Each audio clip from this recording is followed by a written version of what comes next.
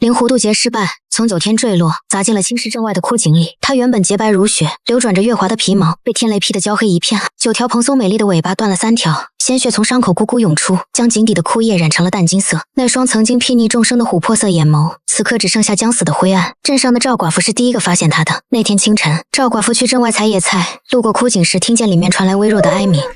一只有9条尾巴的狐狸，这莫非就是传说中的仙家？一只即便皮毛焦黑、奄奄一息，却依然能看出仙灵之气的狐狸，那残存的6条尾巴上，每一根毛发都散发着金色光晕。赵寡妇今年38岁，年轻时也是青石镇数1数2的美人。可20年过去，镜子里的她眼尾爬满了细纹，脸颊的皮肤松弛下垂，鬓角的白发怎么拔都拔不完。她每天都要往脸上涂3遍脂粉，可再怎么涂，也遮不住岁月的痕迹。她恨自己变老。可此刻，当她看见井底那只奄奄一息的灵狐时，一股更强烈的恨意涌上心头。她趴在井边，眼中闪过一丝阴沉的光。你是仙家吗？灵狐艰难地抬起头。凡女，求你救救我！我乃青丘山修炼1000年的灵狐，只差1步便可飞升成仙。天雷毁了我的道基，求你将我送到有水的地方，我愿赠你1滴1000年灵犀，涂在面上，可保你10年容颜不老。赵寡妇的眼睛瞬间亮了，她强压住心中的狂喜，挤出满脸的关切，顺着藤蔓爬下枯井。灵狐忍着剧痛，从口中吐出1滴晶莹剔透的灵水，宛如一颗流动的珍珠，散发着淡淡的药香。赵寡妇一手接过灵水，另一只手却猛地伸向灵狐的后颈，狠狠将它提了起来。你做什么？灵狐惊恐的挣扎，可天雷之后的她虚弱的连只野猫都不如。赵寡妇眼中闪烁着疯狂的光芒，用一条浸过黑狗血的麻绳将灵狐死死捆住，塞进了竹篮里。10年怎么够？我要的是永远年轻，永远貌美。你这身鲜血鲜肉，可比什么灵髓值钱多了。天道昭昭，残害仙灵，必遭天谴。你，天道要降天谴，老娘早就死800回了。等着吧，你这身鲜血，就是老娘重返青春的灵丹妙药。灵狐的血液是淡金色的，每一滴都蕴含着1000年的天地灵气。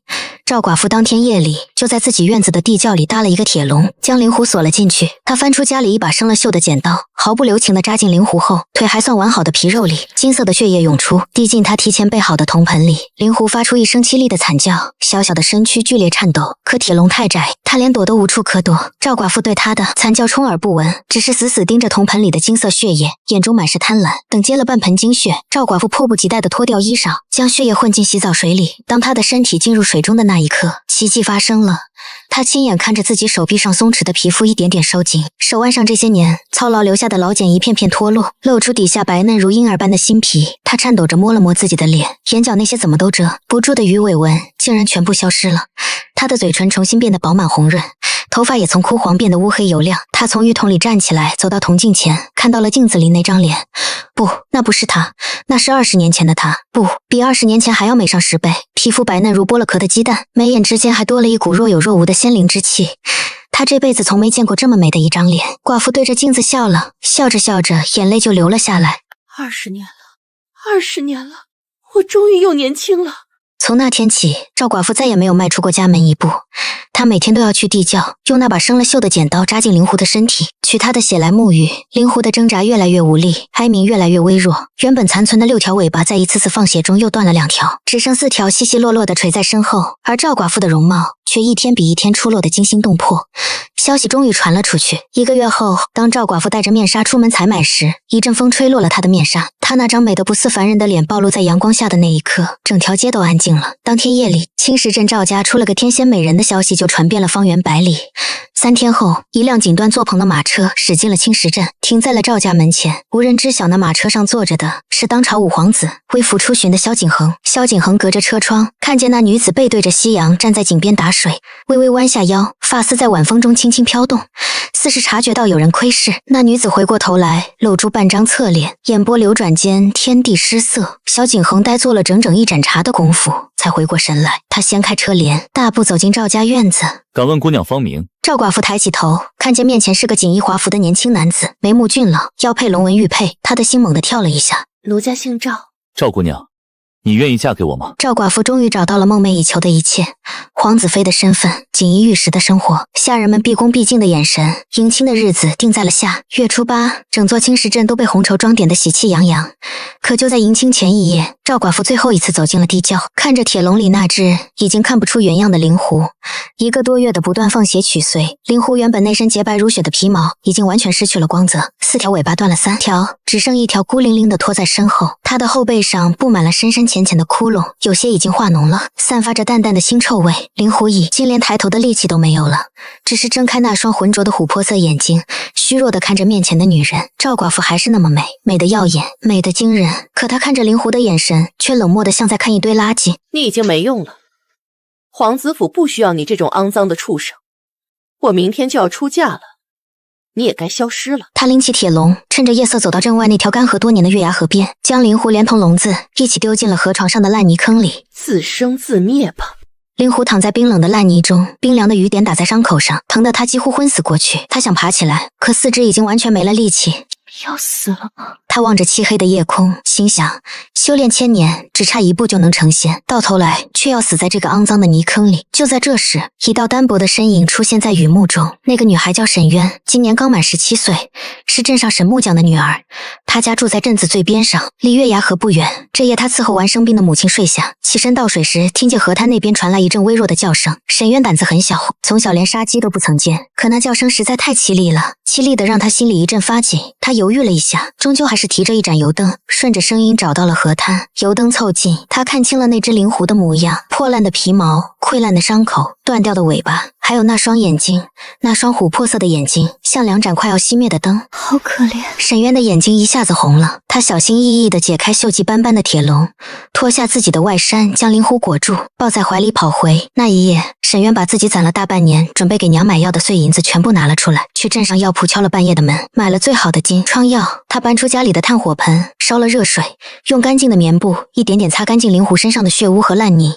灵狐疼得浑身抽搐，喉咙里发出低低的呜咽声，却没有咬他。别怕，别怕，我不会伤你的。他的声音轻轻软软的，像是在哄一个生了病的孩子。灵狐盯着他看了很久，浑浊的琥珀色眼睛里忽然涌出一层水雾。他活了1000年，从来都是他在庇护凡人，从来都是凡人跪在他面前祈求庇佑。这是第一次有一个人把他抱在怀里，笨拙地给他上药。那些被放血的日子里，他每天都在心里发下毒誓，若有一天能恢复法力，他要让赵寡妇百倍偿还，要让这个贪婪的女人魂飞魄散，永世不得超生。3天3夜，沈渊几乎没有合眼，他没有追问灵狐的来历，也没有打听他的身份，只是闷头给他换药喂水，还把自己碗里的肉末全挑到灵狐面前。他娘在里屋咳嗽，咳得撕心裂肺，沈渊就把药罐搬到了烧水的炉子上，一边煎药一边照看灵狐。第4天夜里，灵狐终于能开口说话了。你为什么不问我是什么？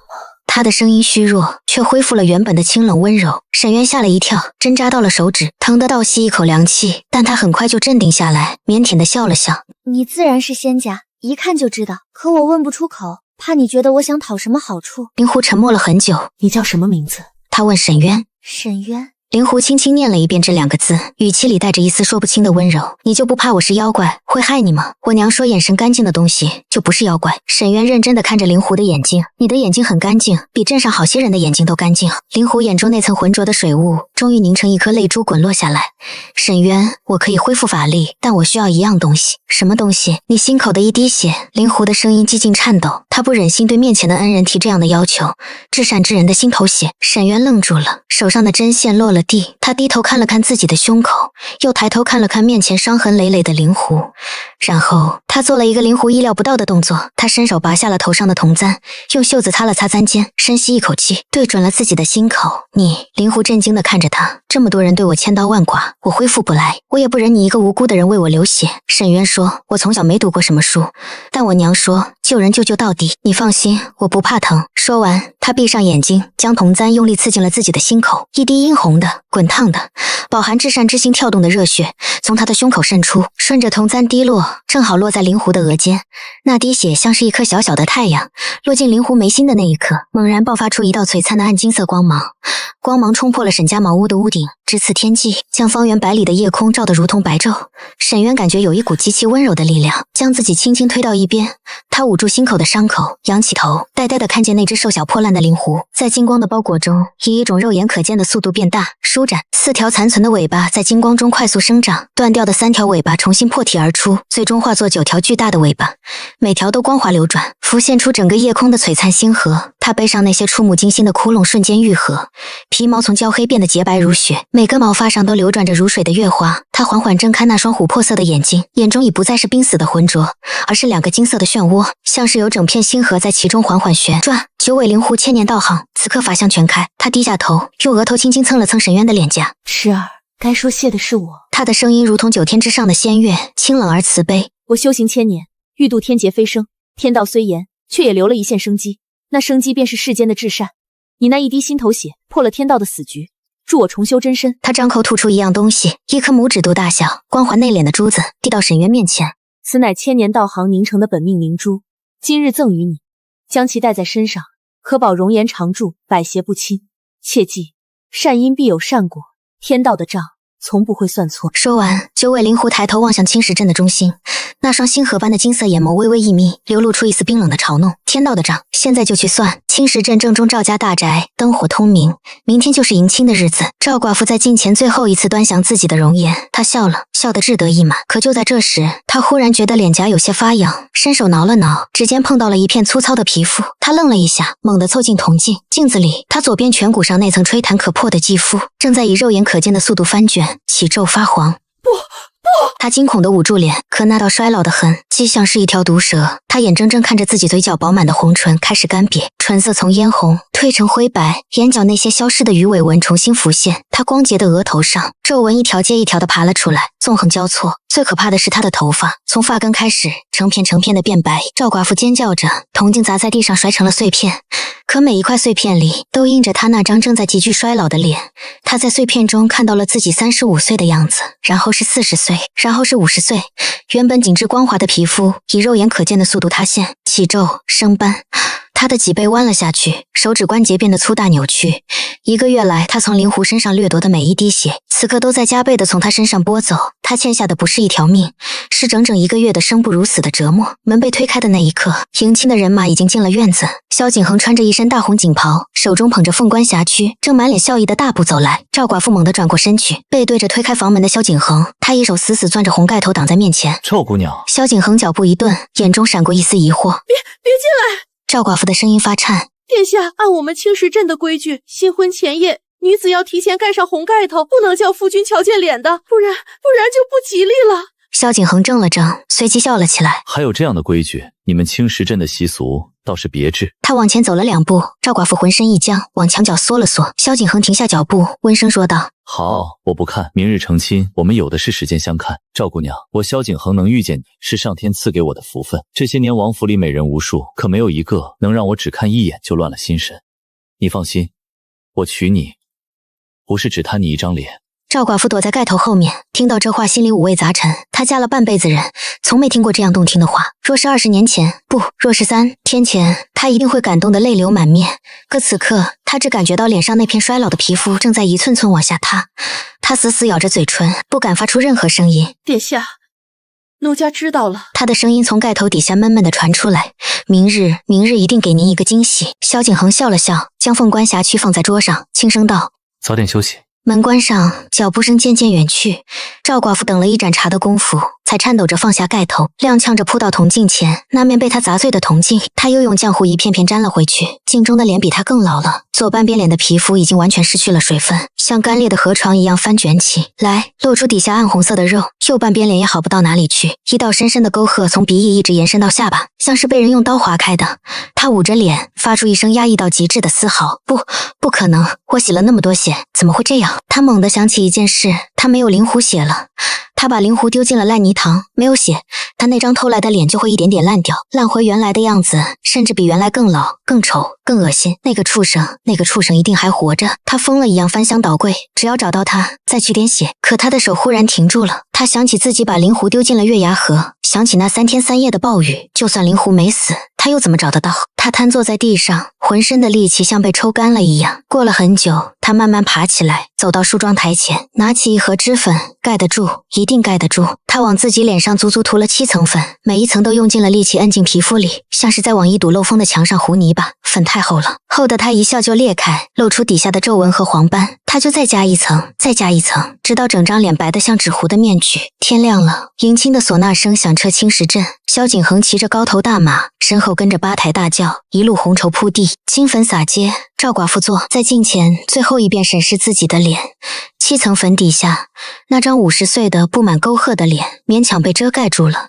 从正面看，白是白了，却没有半点血色。嘴唇上的口脂涂得极厚，她戴上了红盖头，盖头垂下来，将整张脸遮得严严实实。吉时已到，请新娘上轿。喜婆搀着她走出房门，她走得很慢，生怕盖头被风吹起来。过门槛的时候踉跄了一下，门外看热闹的镇民们哄笑起来。轿子一路颠簸，她在轿中疯狂地补粉，脂粉盒里的粉已经用完了大半，她就从袖子里掏出另一盒，继续往脸上拍。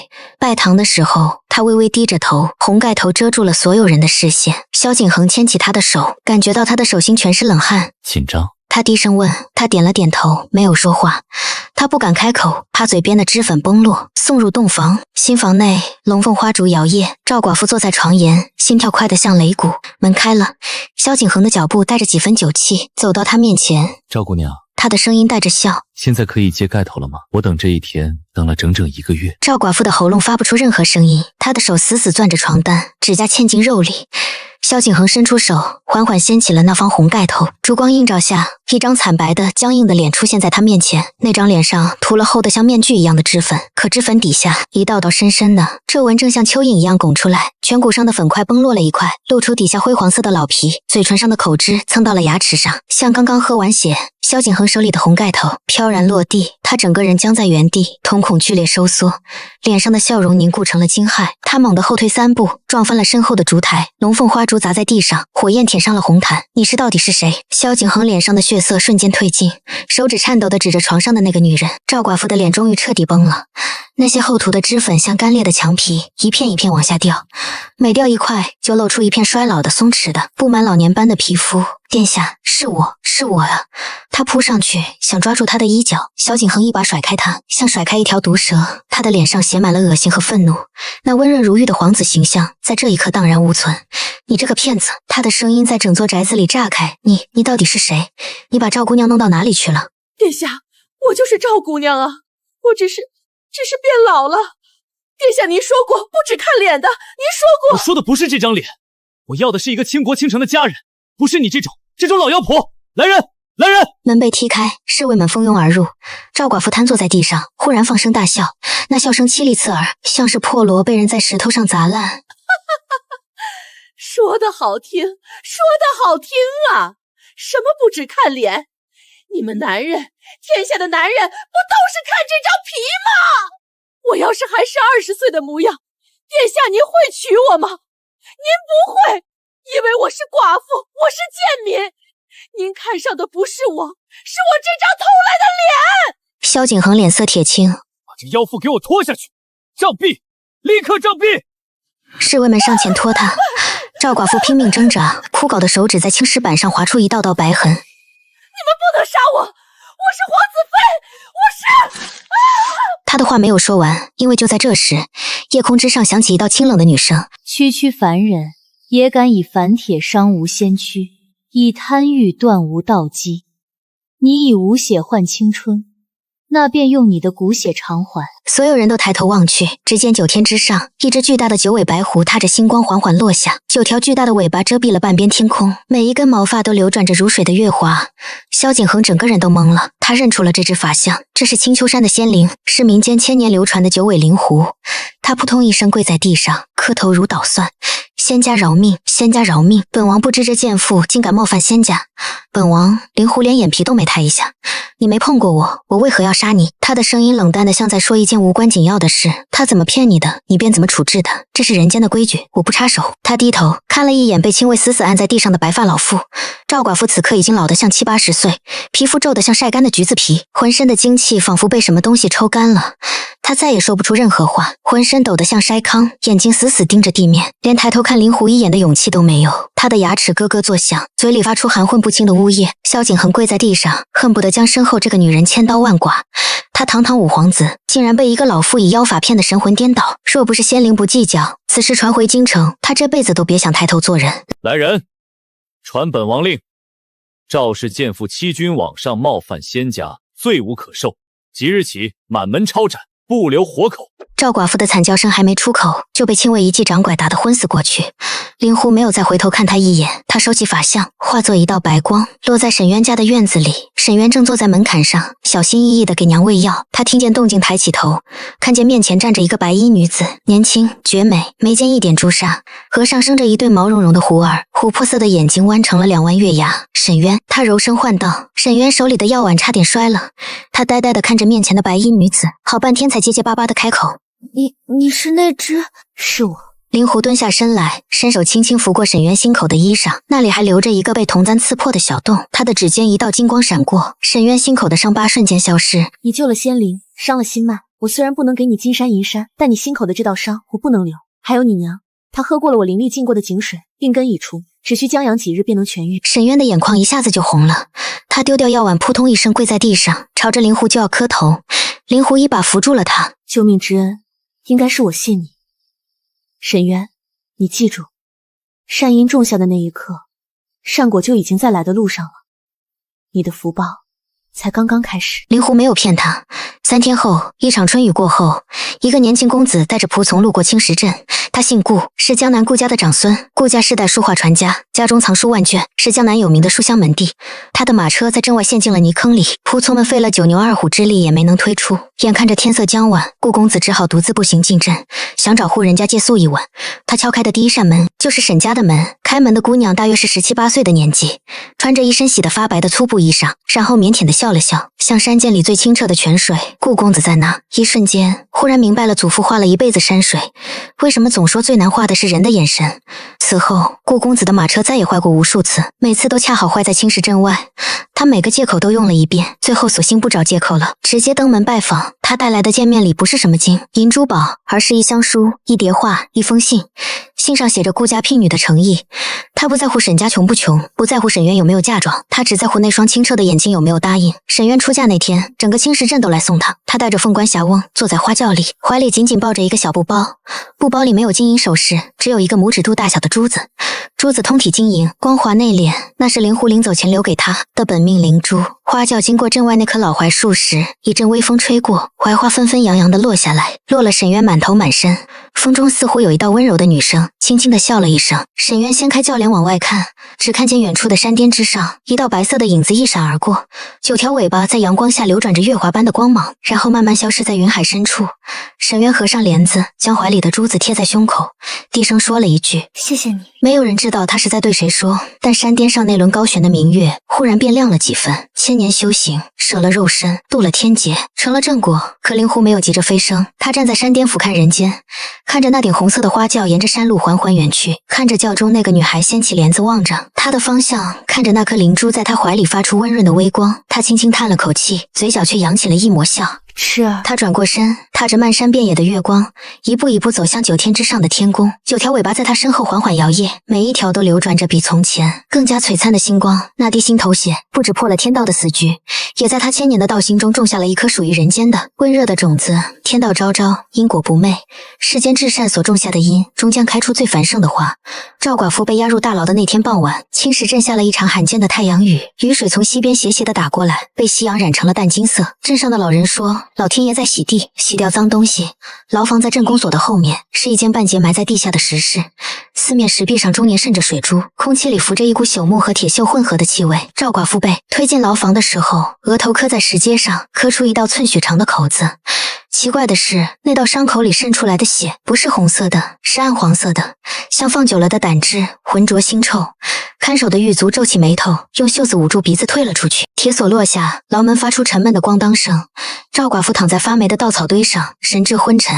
那张曾经美得不可方物的脸，此刻正在以肉眼可见的速度溃烂下去。最先崩坏的是左半边脸，颧骨上那块最厚的脂粉早已脱落，露出底下一层灰黄色的老皮。然后是他的头发，那一头枯白的头发从发根开始成片脱落。他翻了个身，枕头上就留下一团乱麻似的白发。他伸手去摸头顶，掌心沾满了断发和细碎的头皮屑。赵寡妇忽然笑了起来，那笑声又干又涩，像砂纸摩擦石头。她笑自己贪心，笑自己蠢，笑自己那一整个月的疯狂。可笑着笑着，笑声就变成了呜咽。呜咽又变成了嚎哭。他趴在草堆上，用那双扭曲变形的手捶打着地面，指甲断裂的地方渗出暗黄色的液体，在青石板上拖出一道道脏污的痕迹。我只是想年轻，我只是想好看一点，这也有错吗？没有人回答他。石壁上渗出的水珠滴落下来，啪嗒啪嗒，像在替谁数着他剩下的时辰。第一天夜里，他开始做噩梦，梦里没有灵狐，没有沈渊，只有一面巨大的铜镜，镜子里站着一个20岁的女人，面若桃花，目含秋水。他拼命朝镜子跑过去，可每跑一步，镜子就退1指。最后他摔倒了，抬起头，看见镜中的女人还在笑，但那笑容已经变了味，嘴角咧得太开，牙齿露得太多，目光里全是嘲弄和厌弃。镜子从中间裂开，像一道闪电劈过。赵寡妇从梦中惊醒，浑身冷汗浸透了单薄的球衣。她抬手去擦脸上的汗，指尖碰到了一片黏腻的东西，就着牢房角落一盏油灯的微光，她看见自己整片左脸颊的皮肤已经完全翻卷起来，像被开水烫过的番茄皮，轻轻一接就会脱落。她发出一声尖叫，然后用双手死死捂住嘴，把尖叫声摁回喉咙里。第二天，狱卒来送饭的时候，隔着铁栅栏看了她一眼，当场就吐了。那碗糙米饭摔在地上，汤汁溅到了赵寡妇的脚边。她爬过去，用那双变形的手抓起散落的饭粒往嘴里塞。她已经1天1夜没吃东西了，饭粒混着地上的灰土，硌得她牙龈生疼。可奇怪的是，他尝不出任何味道。第3天夜里，他听见牢房外面传来脚步声，不是狱卒的脚步声，狱卒穿的是草鞋，走起路来沙沙的。这阵脚步声很轻很脆，像是有人穿着缎面的绣花鞋踏过青石板。他蜷缩在墙角，透过铁栅栏的缝隙往外看。月光下，一个白衣女子正从石阶上缓步走下来，衣袂飘飘，不沾半点尘土。那张脸清冷绝美，眉间一点朱砂，琥珀色的眼睛里映着月光。赵寡妇的瞳空梦的收缩，她认出了那双眼睛，那是她在枯井里见过的那双眼睛，琥珀色的，清凌凌的，像2汪冰下的湖水。她的声音从溃烂的喉咙里挤出来，像破风箱漏气。你是来看我笑话的，你是来……她把剩下的半句话咽了回去，因为她忽然意识到一件让她脊背发凉的事。赵寡妇浑身剧烈的颤抖起来，瞳孔缩成了针尖，指甲掐进掌心的腐肉里，却浑然不觉。是她，那只畜生，那个雪白的长着9条尾巴的狐狸，她竟然生得这么美。那种美不是她偷来的那种妖冶的，需要用脂粉一层层堆砌的美，而是从骨子里透出来的，清凌凌的，坦荡荡的，像月光和山泉一样的美。赵寡妇忽然觉得自己所有的贪婪和疯狂，在这一刻都变成了一个荒唐的笑话。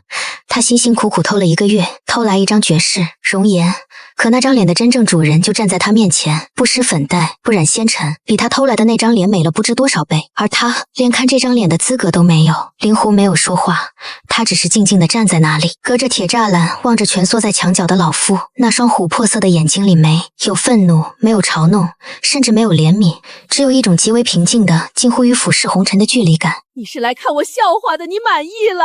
你看我变成这个样子，你满意了？灵狐终于开口了，他的声音很轻，像是从很远的地方飘过来。我修行1000年，见过太多人，有为财死的，有为名亡的，有为情碎的。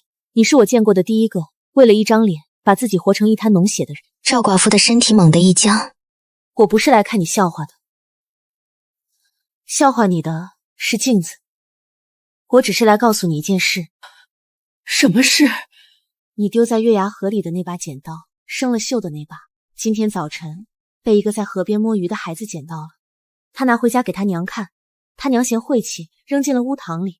那把剪刀在火里烧了2个时辰，最后化成了一滩铁水。铁水冷却之后，上面浮着一层金黄色的渣子。赵寡妇的脸色瞬间变得惨白，她那张本就溃烂不堪的脸上，仅剩的一点血色也褪尽了。那层渣子是我被你取走的血。他在剪刀上凝了1个多月，被火烧过之后，只剩下那一点点了。他抬起眼，那双琥珀色的眸子里终于有了一丝波动，不是恨意，而是一种更深沉的，近乎于悲悯的神情。你知道吗？如果你当初只取那一滴灵水，涂在面上，10年容颜不老，我给得起，也给得甘愿。可你偏偏贪了。赵寡妇张了张嘴，想说什么，却什么也说不出来。她的嘴唇剧烈地哆嗦着，下唇上那道深深的裂口崩开，暗黄色的脓液顺着下巴滴落在球衣上。灵狐看着她，轻轻叹了口气。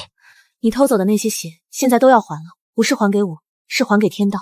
天道算账，从来不会多算1分，也不会少算1毫。他说完没有再停留，转身走上石阶，白衣消失在月光尽头。赵寡妇瘫在稻草堆上，呆呆地望着铁栅栏外面那轮高悬的明月。月光透过石壁上的窄窗照进来，落在他溃烂的手背上。第4天黎明，行刑的时辰到了。狱卒打开牢门的时候，被眼前的情形吓得连退3步。躺在稻草堆上的那个女人已经几乎看不出人形了，她身上散发出的那股气味让狱卒干呕。不止，那不是活人的气味，甚至不像死人的气味，而是一种极为浓烈刺鼻的腐臭味，像是一具在地下埋了3个月又被挖出来的尸体。赵氏，时辰到了。狱卒捏着鼻子喊了一声，没有回应。他又喊了一声，还是没有回应。他壮着胆子走上前，用脚踢了踢那团溃烂的躯体。赵寡妇的眼球微微动了一下，她还没死。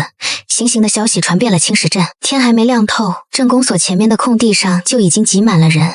男人们抱着胳膊站在前排，女人们牵着孩子，踮着脚尖往里面张望。老人们扒了板凳坐在人群外围，一边抽旱烟，一边摇头叹息。他拄着拐杖站在人群最后面，脸上没有看热闹的兴奋。2个衙役架着赵寡妇从牢房里出来，严格来说不是架，是拖。她的双腿已经完全失去了支撑力，脚上的皮肤烂得连骨头都露了出来。人群爆发出嘈杂的声浪，有捂着孩子眼睛往后躲的，也有挤破头往前凑的。没有人认得出这个被拖出来的东西是谁。赵寡妇被架上行刑台，那是一块3尺见方的青石板，上面密密麻麻的全是经年累月留下的暗色痕迹。她被按着跪在石板上，膝盖磕在石面上的那一刻，她发出了一声沙哑的呻吟。刽子手是个50来岁的虬髯大汉，手里提着一柄厚重的鬼头刀。他看了一眼面前这个溃烂的不成人形的东西，眉头拧成了一个疙瘩。他行刑20多年，砍过不计其数的脑袋，可他从没见过这样的。监斩官展开文书，念了一遍罪状，人全安静下来，只听得到风吹过屋檐的呜呜声和赵寡妇喉咙里发出的嘶哑喘息。时辰到，行刑。赵寡妇死后第7天，她的尸体被草席裹着埋在了镇外的乱葬岗，没有墓碑，没有棺材，连一张烧纸都没有。